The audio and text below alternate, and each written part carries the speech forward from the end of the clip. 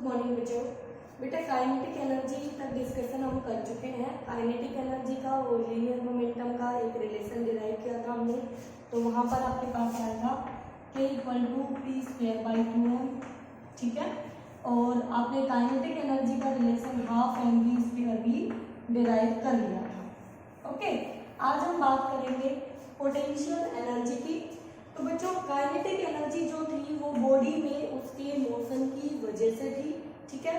अब जो potential energy है वो कोई भी बॉडी कब अटेन करती है, उसके अंदर पोटेंशियल एनर्जी कब स्टोर होती है।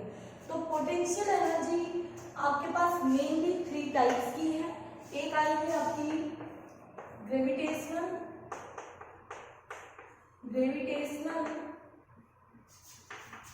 पोटेंशियल एनर्जी, ठीक है बच्चों। दूसरी आएगी आपके पास इलास्टिक पोटेंशियल एनर्जी। तीसरी आएगी इलेक्ट्रोस्टैटिक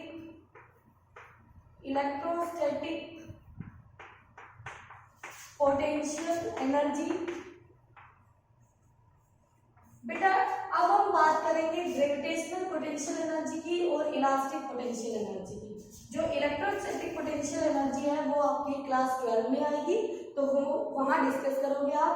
दो चार्जेस के बीच में उनकी कॉन्फ़िगरेशन की वजह से जो एनर्जी स्टोर होती है वो उनकी इलेक्ट्रोस्टैटिक पोटेंशियल एनर्जी होती है। जबकि इलास्टिक पोटेंशियल एनर्जी जो होती है वो इलास्टिक बॉडीज लाइक स्प्रिंग वगैरह, जब हम स्प्रिंग को स्ट्रेच करके छोड़ देते हैं या उसको कंप्रेस करते हैं तब छोड़ते हैं, तो जो कंप्रेस करते हैं तो उसमें पोटेंशियल एनर्जी स्टोर होती है, और जैसे हम उसको छोड़ देते हैं तो पोटेंशियल एनर्जी उसकी काइनेटिक एनर्जी में कन्वर्ट हो जाती है, वो एक मूव कर जाती है, ठीक है। ग्रेविटेशनल पोटेंशियल एनर्जी, दो बॉडी के बीच जो ग्रेविटेशनल फोर्स होता है उसकी वजह से उस सिस्टम की जो पोटेंशियल एनर्जी होती है वो हम ग्रेविटेशनल पोटेंशियल एनर्जी कहते हैं, ठीक है। तो देखिए पोटेंशियल एनर्जी जो है वो कोई भी बॉडी कब पोजेस करती है, तो potential energy body due to its position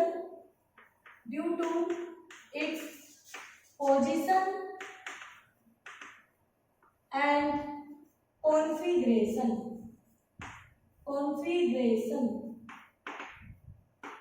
बेटा जब हम ग्रेविटेशनल पोटेंशियल एनर्जी की बात करते हैं तो हम ये बताते हैं कि अर्थ के ग्राउंड सरफेस से, ये अर्थ का ग्राउंड सरफेस है, ये हमारी अर्थ है, ओके।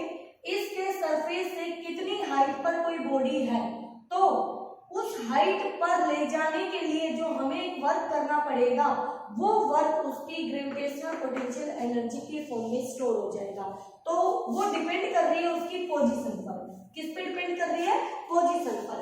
इसलिए हम ग्रेविटेशनल पोटेंशियल एनर्जी के लिए हम कहते हैं कि बॉडी ने अपनी पोजीशन की वजह से जो एनर्जी पोजेस की है अर्थ सरफेस से अबव, वो उसकी ग्रेविटेशनल पोटेंशियल एनर्जी होगी। लेकिन कॉन्फ़िगरेशन की वजह से, एक स्प्रिंग है आपके पास, ये स्प्रिंग है, आपने इसको यहाँ से फिक्स रिजिड से यहाँ पे बांध दिया और यहाँ पे फोर्स लगा दिया F फोर्स, और फिर आपने इसको फोर्स लगाया तो ये इस तरह से स्ट्रेच हो गई। तो उसमें आपने वर्क किया उसको स्ट्रेच करने में, तो वो वर्क उसकी पोटेंशियल इलास्टिक पोटेंशियल एनर्जी की फॉर्म में स्टोर हो जाता है, ठीक है। इसलिए यहाँ पर कौन सी एनर्जी आ जाती है? हमारी इलास्टिक पोटेंशियल एनर्जी आ जाती है बेटा, ठीक है। तो ये इसकी कॉन्फ़िगरेशन चेंज कर रहा है, इसलिए हम यहाँ पर कहेंगे कि बॉडी की कॉन्फ़िगरेशन चेंज होने की वजह से जो एनर्जी उसमें स्टोर होती है वो उसकी इलास्टिक पोटेंशियल एनर्जी कहलाती है, ठीक है बेटा। तो ये थी आपकी पोटेंशियल एनर्जी की बात। अब हम इनको डिटेल में डिस्कस करेंगे, ग्रेविटेशनल पोटेंशियल एनर्जी को, और उसका एक्सप्रेशन फाइंड आउट करेंगे, ठीक है। तो ध्यान से देखिएगा, हमारे पास पोटेंशियल एनर्जी है तो पहला हम लेंगे ग्रेविटेशनल पोटेंशियल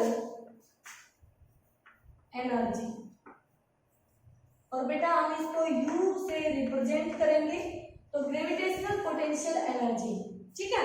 तो देखिए इसके एक्सप्रेशन के लिए हम क्या कर लेते हैं, अगर हमारा ये अर्थ है, ये हमारा अर्थ है, ओके।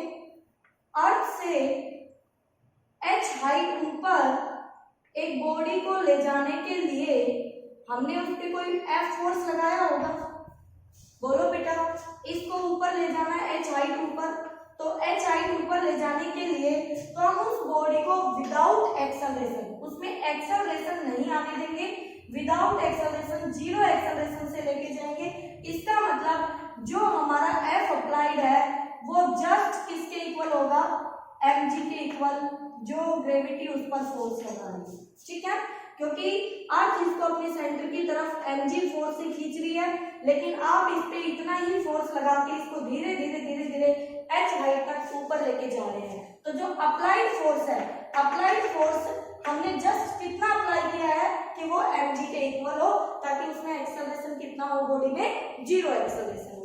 तो बच्चों कोई भी एनर्जी आपको निकालनी होती है तो वर्क डन से शुरुआत करनी होती है।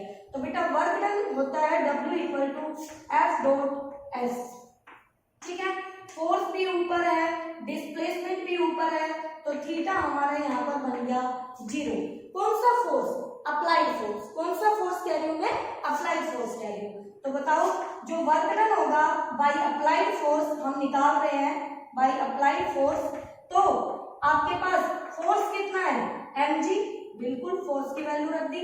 s कितना है, displacement, h, cos of theta कितना है, जीरो। तो बेटा ये वर्क डन हमारा कितना आ गया, mgh। तो ये w आ गया है बाय अप्लाइड फोर्स, जो हमारा F फोर्स है उसकी वजह से। ठीक है, अब मोर इम्पोर्टेंट एक बात और बहुत इंपॉर्टेंट है, वो ये है कि अगर हम ये देखना चाहें कि ग्रेविटी कितना वर्क कर रही है, ठीक है, तो work done by gravity, W by gravity, तो हम ये भी देख सकते हैं यहाँ से वर्क डन बाय ग्रेविटी। अब देखिए ग्रेविटी mg नीचे लग रहा है mg के लिए, और बॉडी ऊपर जा रही है, डिस्प्लेसमेंट ऊपर हो रहा है, तो यहाँ पर इस mg के लिए जो थीटा बनेगा डिस्प्लेसमेंट के साथ, वो क्या हमारा 180 डिग्री बनेगा। बिल्कुल सही बात है, क्या बनेगा, 180 डिग्री बनेगा। इसका मतलब क्या हुआ कि जो mg ये हमारा फोर्स हो गया, डिस्प्लेसमेंट हमारा h हो गया, और cos ऑफ 180 डिग्री, cos 180 बेटा माइनस, तो ये हमारा वर्क डन आ गया माइनस mgh। क्या आ गया बेटा, माइनस mgh, ग्रेविटी की वजह से जो आपका वर्क आया है। ठीक है, तो अप्लाइड फोर्स की वजह से पॉजिटिव वर्क आया है, ग्रेविटी की वजह से हमारा नेगेटिव वर्क आया है। अब सुनिए ध्यान से, वो बॉडी जब आपने यहाँ ग्राउंड, तो हमने मान रखा है कि at the surface of earth, ये अर्थ का सरफेस है, तो at the surface of earth, at surface of earth potential energy of the body equal to zero. अगर हमने उसके, क्योंकि हाइट जीरो, तो हाइट जीरो तो पोटेंशियल एनर्जी जीरो, तो हमने सरफेस पर जीरो माना है, तब h हाइट पर उस बॉडी की पोटेंशियल एनर्जी mgh होगी बेटा।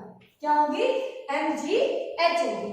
ओके, अब सुनिए, जब आप किसी बॉडी को h हाइट से ड्रॉप करते हैं, यहाँ से h हाइट से ड्रॉप करते हैं, तो जब वो बॉडी को h हाइट से ड्रॉप करते हो तो यहाँ वो बॉडी कितनी वेलोसिटी से टकराती है, याद करो आप, जब यहाँ से ड्रॉप करते हो तो √2gh वेलोसिटी से टकराती है। पीछे का कॉन्सेप्ट है बेटा, v square minus u square equal to 2as, तो यहाँ से v स्क्वायर आपको निकालना है, ड्रॉप किया है, u जीरो है, 2 a की वैल्यू माइनस जी और h की वैल्यू माइनस h, तो यहाँ से v आ गया √2gh, ये यहाँ से आ जाता, याद आ रहा होगा आपको कुछ।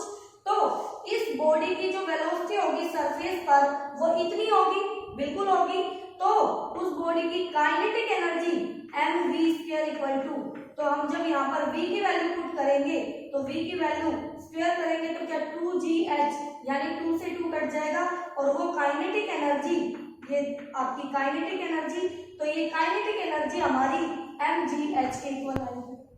इसका मतलब ये क्या कहना चाह रहा है, ये कहना चाह रहा है कि एक बॉडी आपने h हाइट से ऊपर लेके गए तो mgh आपने वर्क किया, उसी हाइट से जब आपने ड्रॉप किया तो उतनी ही हाइट नीचे जाके उस बॉडी की जो एनर्जी होगी वो mgh होगी, लेकिन वो उसकी काइनेटिक एनर्जी की फॉर्म में होगी।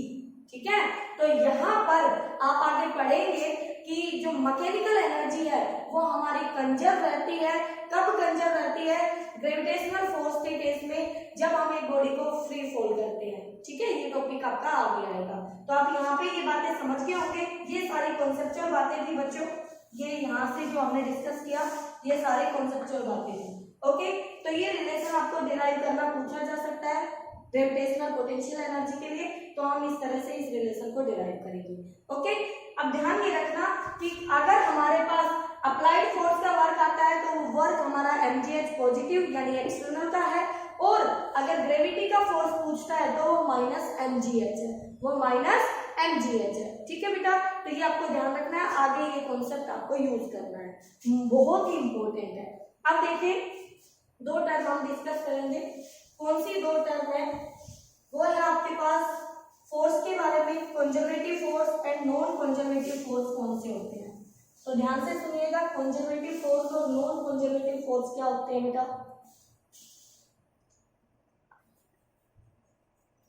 कंजर्वेटिव फोर्स, दूसरा है non conservative force.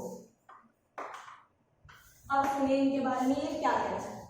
Conservative force हम उन फोर्सेस को कहते हैं जिनकी वजह से जो वर्क डन हमें मिलता है, वर्क डन, गौर करना, वर्क डन, ना कि मैं फोर्स करें, जिन फोर्सेस की वजह से वर्क डन हमारा सिर्फ इनिशियल पोजीशन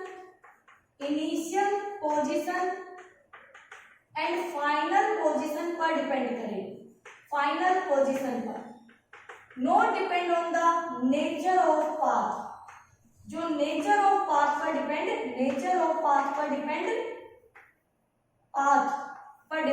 ना करें। इसका मतलब ये हुआ, ये मेरी फर्स्ट पोजीशन थी और ये मेरी सेकंड पोजीशन थी बेटा, यहां से मैं ये वाला पाथ फॉलो करके गई। ठीक है, यहां से मैं ये वाला पाथ फॉलो करके गई, यहां से मैं ये वाला पाथ फॉलो करके गई, इस तरह से। तो ए बी सी तीन पाथ मैंने फॉलो किए।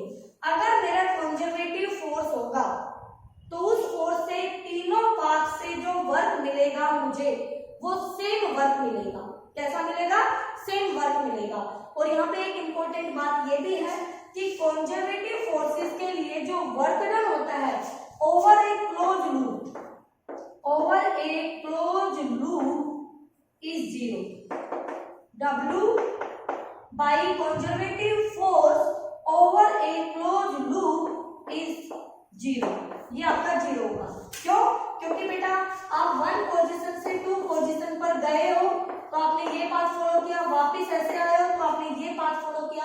तो यहाँ पर एक क्लोज लूप के लिए अगर ये वर्क डन पॉजिटिव आया तो ये वाला वर्क डन आपका नेगेटिव आएगा। और टोटल, क्योंकि ये तो इनिशियल और फाइनल पोजीशन पे डिपेंड करता है, पोजीशन में कोई चेंज नहीं है, इसका मतलब जाते वक्त भी वर्क उतना ही और आते वक्त भी वर्क उतना ही, सिर्फ नेचर बदल रहा है, एक पॉजिटिव एक नेगेटिव। तो टोटल क्या हो जाएगा हमारा? 0 हो जाएगा। ये हम आगे चल के प्रूव भी करेंगे ग्रेविटेशनल फोर्स के लिए। ठीक है बेटा, तो हम इसके एग्जांपल कौन से हैं? जो ग्रेविटेशनल फोर्स है वो आपका कंजर्वेटिव फोर्स है, जो इलेक्ट्रोस्टैटिक फोर्स है वो आपका कंजर्वेटिव फोर्स है। ठीक है बेटा, उसके बाद आते हैं नॉन कंजर्वेटिव फोर्स। अब इसका उल्टा कर दीजिए, जो इनिशियल फाइनल पोजीशन पर डिपेंड ना करके नेचर ऑफ पाथ पर डिपेंड करे। It depends on W depends on